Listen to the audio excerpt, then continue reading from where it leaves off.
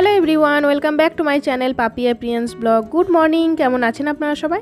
আশা করব সবাই খুব ভালো আছেন, সুস্থ আছেন। চলুন নতুন একটা ভিডিও নিয়ে হাজির হয়ে গেছি। আর আজকের পুজোর আয়োজন দেখে ঠিক আপনারা হয়তো বুঝতেই পেরে গেছেন যে হ্যাঁ, আজকে আমার বাড়ির বিশ্বকর্মা পুজো। বিশ্বকর্মা পুজো প্রত্যেক বছরই হয়, তবে খুব একটা বড় করে পুজো হয় না, খুব ছোটোখাটোর মধ্যেই পুজোটা হয়। তো সেই পুজোটাই আপনাদের সাথে শেয়ার করব। প্রথমে আমি একটা সিংহাসন পেরে নিলাম, তারপর একটা আসন দিলাম। আর এই বিশ্বকর্মার ফটোটা নতুন কিনে নিয়ে এসেছি। বাড়িতে যেটা ছিল সেটা অনেক পুরনো হয়ে গেছিলো, আর সেটা একটু ছোট ছিল। তো সেই জন্য একটু বড় দেখে একটা বিশ্বকর্মার চিত্রপট কিনে নিয়ে এসেছি। তো সেটা দিয়েই আজকে পুজো হবে। আর দুই দিকে একটু ফুলদানি দিলাম, আর পাশে দুই দিকে দুটো প্রদীপ দিলাম। যে প্রদীপটা আমি জন্মাষ্টমীর সময় নিয়ে এসেছিলাম এই ছোটোখাটো পুজোর ডেকোরেশন করার জন্যই। যে পুজোগুলো মোটামুটি হয়ে থাকে সেই জন্য ডেকোরেশন করব বলেই এনেছিলাম।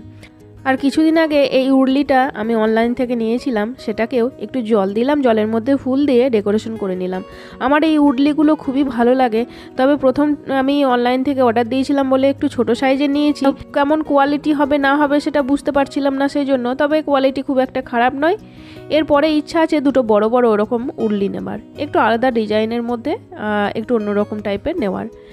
তো এদিকে আমি বিশ্বকর্মার পুজোর মোটামুটি ওই দিকটা রেডি করে আমি গোপালদের কিন্তু স্নানটা করিয়ে নিলাম, কারণ যে কোনো পুজো জোগাড়ের করার সময় গোপালদেরকে স্নান করাতে, গোপালদেরকে রেডি করতে সেটাও কিন্তু একটু দেরি হয়ে যায়।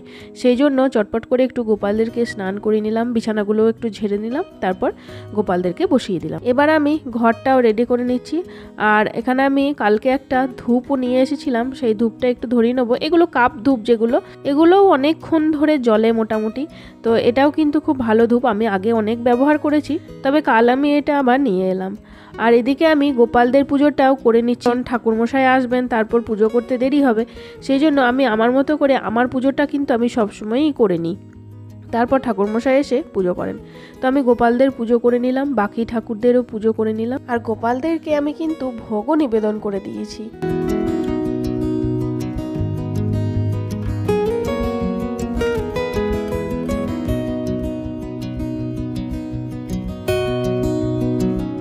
আর এখানে আমি পুজোর ফলগুলো রেডি করে নিলাম।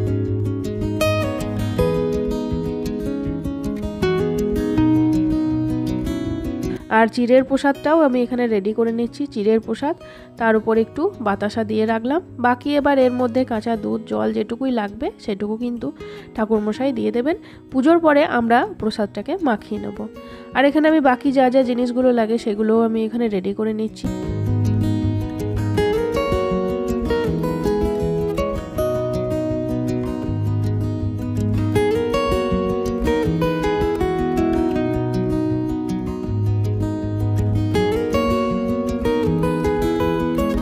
তো এই যে মোটামুটি পুজোতে যা যা লাগবে সব কিছুই আমি রেডি করে দিয়েছি।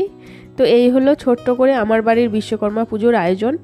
কেমন লাগলো আয়োজনটা অবশ্যই বলবেন। এবার অপেক্ষা ঠাকুরমশাই আসার, ঠাকুরমশাই এলে পুজোটা হবে।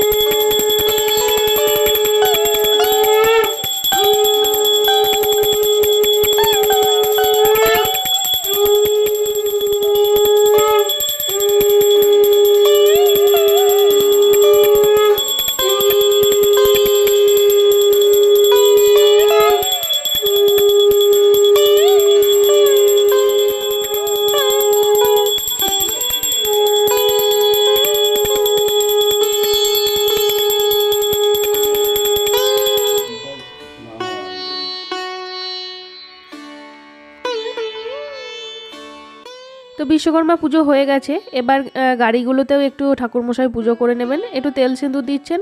তারপর আমার গাড়ি, আমার হাজব্যান্ডের গাড়ি, আর সঙ্গে আমার ছেলের সাইকেলটাও আছে, কারণ ও যখন থেকেই ওর সাইকেলটা কেনা হয়েছে তখন থেকেই যখন দেখে আমাদের গাড়িতেও পুজো হচ্ছে তখন ওরও ইচ্ছা যে আমার সাইকেলেও পুজো হোক। তো সেই জন্য ওর সাইকেলটাও প্রত্যেক বছর দেওয়া হয় এইভাবে, আর প্রত্যেক বছরই এইভাবে ঠাকুরমশাই পুজো করে দেন।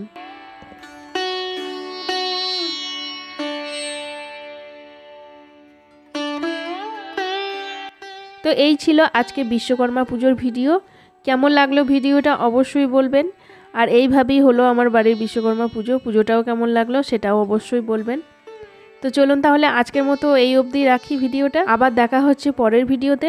যদি কিছু ভালো লেগে থাকে তাহলে প্লিজ লাইক কমেন্ট শেয়ার করতে ভুলবেন না, আর চ্যানেলটা অবশ্যই সাবস্ক্রাইব করবেন। চলুন আজকের মতো আসি, আবার দেখা হচ্ছে পরের ভিডিওতে। ততক্ষণের জন্য সবাই সুস্থ থাকবেন, ভালো থাকবেন, টাটা।